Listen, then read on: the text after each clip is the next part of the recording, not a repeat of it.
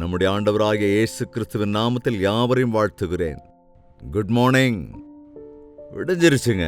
வாங்க நம்முடைய தேவனுடைய வார்த்தைகளை தியானிக்கலாம். ஜெபத்தோடு கூட. பரிசுத்தமும் அன்பும் உள்ள பிதாவே, ஜெபத்தோடு துவங்கி ஜெபத்தோடு முடிக்கிற ஒவ்வொரு நாளும் எங்களுக்கு ஆசீர்வாதகரமாக இருக்கும் என்று நம்முடைய வாக்கியங்களை கொண்டு எங்கள் வாழ்க்கையிலே நாங்கள் தீர்மானங்களை எடுக்கிற போது நாங்கள் ஆசீர்வதிக்கப்படுவோம் என்பதை உணர்ந்து விசுவாசித்து மன்றாடுகிறோம். சகாயம் செய்ய வேண்டும் என்று கிறிஸ்துவின் நாமத்தில் வேண்டிக் கொள்கிறோம் பிதாவே, ஆமேன். தேவனுக்கு ஸ்தோத்திரம். பைபிள் வாசிச்சீங்களா? பைபிள் வாசிக்கிறீங்களா? காலையில் நீங்க பிரேக்ஃபாஸ்ட் சாப்பிட்றதுக்கு முன்னால நிறைய பேர் டைனிங் டேபிளுக்கு மேல சுவர்ல மாட்டியிருப்பாங்க. Have you read the word today? இன்று தேவனுடைய வார்த்தையை வாசித்தீர்களா? வாசித்திராவிட்டால் பிரேக்ஃபாஸ்ட் சாப்பிடாதீங்க, டிஃபன் சாப்பிடாதீங்க. தேவனுடைய வார்த்தையால் நாம் ஆவிக்குரிய வாழ்க்கையை பலப்படுத்திக் கொள்ளாமல் சரீரப்பிரகாரமானதை மாத்திரம் பார்த்து கொண்டிருக்கிறோம். ஏங்க படிக்காம இருப்போம்? நாங்கள் தினந்தோறும் பைபிள் படிக்கிறோங்க என்று சில பேர் சொல்றீங்க. சில பேருக்கு அது பழக்கமாக இருக்கும். கட்டாயமா பைபிள் படிச்சே ஆகணும். ஆனா எங்க படிச்சீங்க தெரியாது, என்ன படிச்சீங்களோ தெரியாது, எங்கிருந்து எது வரைக்கும் படிச்சிருக்கீங்க தெரியாது, படிச்சதோடைய அர்த்தமும் கூட தெரியாது. இது அதை விட பயங்கரங்க. இந்நாட்களில் நிறைய பேர் தேவனுடைய வார்த்தையை ரொம்ப நல்லா தெரிஞ்சு வச்சிருக்காங்க. அதாவது பிரசங்கியார் பிரசங்கம் பண்ணுகிற போது இந்த வார்த்தையை கேட்கிறவர்கள் நாட்கள்ல வேக வேகமா நமக்கே பதில் சொல்லதை பார்க்கும்போது, நம்முடைய ஆரம்பிக்கிற வசனத்தை அவங்க அப்படியே முடிக்கிறத பார்க்கும்போது அப்பப்போ வசனத்துல நல்ல ஞானமுள்ளவங்களா இருக்காங்களே என்று ரொம்ப ஜாக்கிரதையாத்தான் இன்றைய காலங்களில் போதிக்க வேண்டியிருக்கு இல்லையா? இது நிறைய பேருக்கு நம்பர்ஸ் தெரியும், ரெஃபரன்ஸ் கூட தெரியும். சில நேரங்களில் நாங்க தான் தடுமாறுறோமே தவிர எந்த வசனம் என்னென்ன ரெஃபரன்ஸ்ல இருக்குங்கிறது கூட நிறைய பேருக்கு நல்லாவே தெரியும். நீங்களும் அந்த மாதிரி நல்லா படிச்சிருக்கிற பக்திமான்களா? பைபிளை வாசிக்க சொன்னீங்கல்ல, அதனால நான் 10 தடவை படிச்சு முடிச்சிட்டேன், 20 தடவை படிச்சு முடிச்சிட்டேன் அப்படின்னு சொல்றவங்களா இருக்கீங்களா என்னவோ? அல்லது டெய்லி நாங்கள் பைபிளை வாசிச்சுட்டு தாங்க இருக்கோம் தவறாமன்னு சொல்றீங்களா? ஆனால் அதோட மாத்திரம் போதவே போதாதுங்க.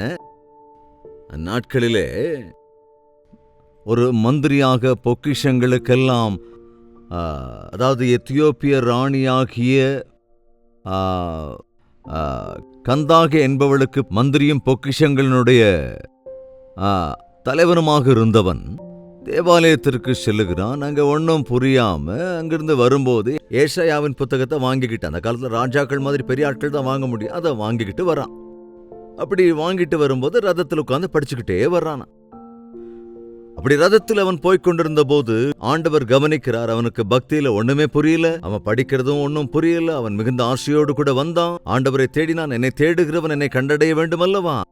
அவனுக்கு வழிகாட்டுகிற ஒரு சுவிசேஷகன் வேண்டும் என்று சமாரியாவில் நேர்த்தியாய் ஊழியம் செய்து கொண்டிருந்த பிலிப்புவை அழைத்து, நீ எழுந்து தெற்கு முகமாய் எருசலேமிலிருந்து காசா பட்டணத்திற்கு போகிற வனாந்தர மார்க்கமாய் போ என்று தூதன் சொன்னான்.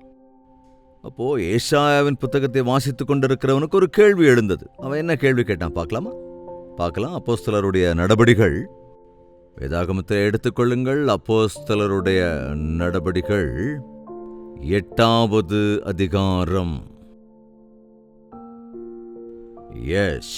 எப்போதுமே ஒரு கதை மாதிரி சொல்லிட்டு போறதை விடவும் ஒவ்வொரு முறையும் தெய்வ வசனத்தை எடுத்து பார்த்து அந்த வசனங்களை அண்டர்லைன் செய்து கொண்டு அதை தியானிப்பது தான் ரொம்ப முக்கியம். அதன் அர்த்தத்தை நாம் புரிந்து கொள்ள வேண்டும் என்பது அதை விட முக்கியம். ஸோ இங்கே பார்க்கலாம், அப்போஸ்தலருடைய நடபடிகள் 8வது அதிகாரம். அப்போஸ்தலர் 8 அதிகாரம் முழுவதும் நமக்கு வாசிக்க நேரம் போதாது. 29வது வசனத்தை வாசிக்கிறேன். ஆவியானவர் நீ போய் அந்த ரதத்துடனே சேர்ந்து கொள் என்று பிலிப்புடனே சொன்னார். அப்பொழுது பிலிப்பு ஓடி போய் சேர்ந்து அவன் ஏசாயா தீர்க்கதரிசியின் ஆகமத்தை வாசிக்கிறதை கேட்டு, நீர் வாசிக்கிறவைகளின் கருத்து உமக்கு தெரியுமா என்றான். நீர் வாசிக்கிறவைகளின் அர்த்தம் உமக்கு தெரியுமா? எவ்வளவு பைபிள் எத்தனை வசனங்களை வாசிக்கிறோங்கிறது முக்கியம் இல்லைங்க. எத்தனை அதிகாரங்களை வாசித்திருக்கிறோம், எவ்வளவு மணி நேரம் அதை வாசிக்கிறோம், இத்தனை 100 தடவை படிச்சு முடிச்சிட்டோங்கிறது முக்கியம் இல்லை. நீ வாசிக்கிறதை நீ உணர்ந்து புரிந்து வாசிக்கிறாயா? யோசிப்பார். எத்தனை நாள தொடர்ந்து அனுதின தியானத்திலே தேவ வார்த்தையை போதித்துக் கொண்டே இருக்கிறோம். அப்ப தேவனுடைய இருதயத்தை நீங்கள் புரிந்து கொண்டிருக்கிறீர்களா? தேவனுடைய சிந்தை, தேவன் நம்மிடத்திலே எதிர்பார்க்கிறது என்ன என்பதை உணர்ந்திருக்கிறீர்களா? நான் எங்கே இருக்கிறேன் என்று உங்கள் ஆவிக்குரிய நிலைமையை உங்களால் தெரிந்து கொள்ள முடிந்திருக்கிறதா? நீங்கள் கேட்கிறதை நீங்கள் உணர்கின்றீர்களா? நீங்கள் வாசிக்கிறதை நீங்கள் புரிந்து கொள்ளுகின்றீர்களா? அர்த்தம் பொருத்தமே இல்லாத பக்தி மார்க்கங்கள் எனக்கு நிறைய வந்துருச்சு. சரீரத்தை உற்சாகப்படுத்தி குதிக்க வச்சு ஆர்ப்பாட்டம் பண்ண வச்சு, என்னமோ சில வார்த்தைகளால் எல்லாம் உளறி கொட்டி ஒரு மாதிரி உணர்ச்சி வசப்படுற பக்தியா கிறிஸ்தவ பக்தி போய்கொண்டிருப்பதை நினைக்கும் போது ரொம்ப கவலையா இருக்குங்க. உண்மையாவே இயேசு கிறிஸ்து அந்நாட்களிலே தாம் போதித்த போதனைகளை நல்லா வாசிச்சிருக்கோம். நியாயப்பிரமாணத்தை ரொம்ப தெளிவா நாங்க வாசிச்சிருக்கிறோம். தேவனுடைய நியாயப்பிரமாணத்தை ரொம்ப நல்லா அறிந்திருக்கிறவர்கள். ஒரு ஃபுல் ஸ்டாப்பா இருந்தாலும் கமாவா இருந்தாலும் கூட மறக்காம அதை வாசிச்சு அதே மாதிரி தான் நாங்க வாழ்ந்துகிட்டு இருக்கிறோம். நாங்கள் தான் தேர்ச்சி பெற்ற போதகர்கள் என்ற பரிசேயர்களிடத்துல அநேக வேளைகளில் ஆண்டவர் வாக்கியங்களை மிக தெளிவாக விவரிக்க வேண்டியிருந்தது. இதையேன் செய்தாய், அதையேன் அதை செய்தாய், அப்படியேன் செய்தாய், இப்படியேன் செய்தாய் என்று இயேசு கிறிஸ்துவனிடத்தில் வாய்க்கு வந்தபடியெல்லாம் கேட்ட பொழுது, ஐயா நீங்க நியாயப்பிரமாணத்தை படித்திருக்கிறோம் என்கிறீர்களே, அப்புறம் ஏன் இப்படி செஞ்சேன்னு என்கிட்ட கேட்கிறீங்களே? இது நியாயப்பிரமாணத்தில் இருக்கிற ஆழமான அர்த்தம் என்பதை உணராமல் இருக்கின்றீர்களா? அதனுடைய வார்த்தைகளை மாத்திரம்தான் வாசிக்கிறீர்களா? அந்த வார்த்தைக்குள் இருக்கிற ஆழமான அர்த்தத்தை நீங்கள் உணரவில்லையா என்று அவர்களை கண்டிக்க வேண்டி இருந்ததுங்க. இந்நாட்களிலும் கூட எத்தனையோ பேர் எழுத்துக்களை பிடிச்சுக்கிறாங்க, வார்த்தைகளை பிடிச்சிட்டு உண்மையான செய்தியை விட்டுறாங்க. அதாவது பரிசுத்த வேதாகமம் என்பது தேவனாலே ஊதப்பட்டவைகள், தேவ ஆவியானவராலே எழுதப்பட்டவைகள், தேவனுடைய அந்த சுவாசம் நம்ம பார்க்க முடியும். தீமோத்தேயுவுக்கு எழுதின நிருபத்திலே பவுல் இப்படி சொல்லுவான். தீமோத்தேயுவுக்கு எழுதின 2வது நிருபத்துல இந்த விஷயத்தை குறித்து நாம் அங்கே பார்க்க முடியும். அப்போஸ்தலனாகிய பவுல் தீமோத்தேயுவுக்கு எழுதின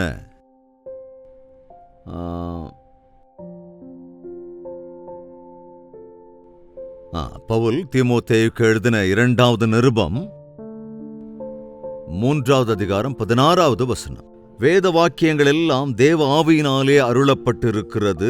தேவனுடைய மனுஷன் தேறினவனாகவும் எந்த நற்கிரியையும் செய்ய தகுதியுள்ளவனாகவும் இருக்கும்படியாக.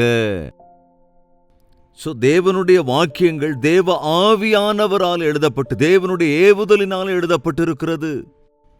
God breathed word. தேவன் ஊதி இருக்கின்ற தேவனுடைய உள்ளிருந்து தேவனுடைய ஆவியானவரால் ஏவப்பட்டு எழுதப்பட்ட இந்த நியாய பிரமாணத்தின் வார்த்தைகளை, அப்படி தேவனால் அருளப்பட்டிருக்கின்ற ஒவ்வொரு வாக்கியத்தையும் வசனத்தையும் நாம் புரிந்து கொள்ளுகிறதற்கு, அதாவது ஒரு தமிழ் புத்தகத்தை வாசிக்கணும்னா தமிழ் நமக்கு தெரியணும் இல்ல, தமிழ் பாஷை நமக்கு தெரியணும்னா அந்த தமிழை நாம கத்துக்கணுமா இல்லையா?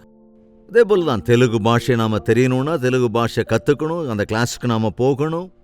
அப்படி தேவ ஆவியானவருடைய அபிஷேகத்தினாலே எழுதப்பட்டிருக்கிறவருடைய வாக்கியங்களை, ஆவிக்குரிய சத்தியங்களை அறிந்து கொள்ள வேண்டுமென்றால் நாமும் கூட ஆவியானவருடைய உதவியை நாட வேண்டும். மனம் திரும்பியவர்களாக இருக்க வேண்டும். பரிசுத்த ஆவியானவர் நம்முடைய மனக்கண்களை திறக்கும்படியாக நாம் விண்ணப்பம் பண்ண வேண்டும்.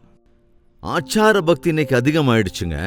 ஆனால் அனுசரிக்கிற பக்தியை உடையவர்களாக நாம் இருக்கும் போதுதான் நம்முடைய வாழ்க்கையில பரிபூரணமான ஆசீர்வாதங்களை காண முடியும். இன்னொரு வசனத்தை கூட யோவான் எழுதின சுவிசேஷம் 5ஆம் அதிகாரம் 37வது வசனத்தில், என்னை அனுப்பின பிதா தாமே என்னை குறித்து சாட்சி கொடுத்திருக்கிறார். நீங்கள் ஒரு காலம் அவருடைய சத்தத்தை கேட்டதும் இல்லை, அவர் ரூபத்தை கண்டதும் இல்லை. பைபிள் வாசிக்கிற போது தேவனுடைய சத்தத்தை கேட்கிறோம் என்கிறதை, அதேபோல் தேவனுடைய சாயலை, தேவனுடைய இருதயத்தை, அவருடைய குணாதிசயங்களை, அவருடைய பிரத்யேகத்துவத்தை நாம் புரிந்து கொள்ள வேண்டும் என்பதை நாம் உணர வேண்டும். அது நம்முடைய மனக்கண்கள் திறக்கப்படும் போதுதான் அது புரிந்து கொள்ள முடியும். இதில் இருப்பவைகள் எழுத்துக்கள் அல்ல, இது ஆவி. நம்மை வாழ்விக்க பண்ணுகிற, நம்முடைய இருதயங்களை பரிசீலிக்கின்ற, நம்மை ஆதரிக்கின்ற, நம்மை உயர்த்துகின்ற நமக்கு தைரியத்தை கொடுக்கிற, நமக்கு மனோதிடத்தை உருவாக்குகிறவர்களாக பரிசுத்த வாக்கியம் இருக்கிறது என்பதை உணர்ந்து கொள்ளும் போது ஆவிக்குரிய பிரகாரமாக நாம் பலப்படுவோம். எல்லா விஷயங்களிலுமே கூட நாம் தேவனுக்கு பிரியமானவர்களாக ஆக முடியும். அன்றைய பரிசேயர்கள் வாசித்தார்களே தவிர தேவனுடைய சத்தமாக அதை கேட்கவில்லை. தேவனுடைய ரூபத்தை அவர்கள் உணரவும் இல்லை. தொடர்ந்து பாருங்க, அவருடைய வசனம் உங்களுக்குள் தரித்திருக்கிறதும் இல்லை. அதாவது நீங்கள் அவரை விசுவாசியாதபடியினாலே அவருடைய வார்த்தைகள், அவருடைய வாக்கியம் உங்களுக்குள் தரித்திருக்கிறதில்லை. நாம் வாசிக்கும் போது விசுவாசிக்க வேண்டும் தேவன் பேசுகிறார் என்பதை. அவருடைய வார்த்தைகள் நமக்குள்ளே நிலைத்திருக்க வேண்டும். நிறைய நேரங்கள்ல நாம படபடபடன்னு வாசிச்சிருவோம், அதோட முடிஞ்சு போச்சு அப்படின்னு விட்டுருவோம். அதோட அவ்வளவுதான். நம்ம இருதயத்திற்கு செல்லவே செல்லாது, பதிவும் பதியாது. பைபிளை வாசிக்கின்ற போது வேறு ஏதோ புத்தகங்களை வாசிக்கிறது போலவோ, நியூஸ் பேப்பரை வாசிப்பது போலவோ, கதை புத்தகங்களை வாசிப்பது போலவோ வாசிக்கக்கூடாது. இது தேவன் மனிதனுக்கு எழுதின கடிதம். இது தேவனுடைய அன்பின் கடிதம் என்று சொன்னார் ஒரு தேவதாசன்.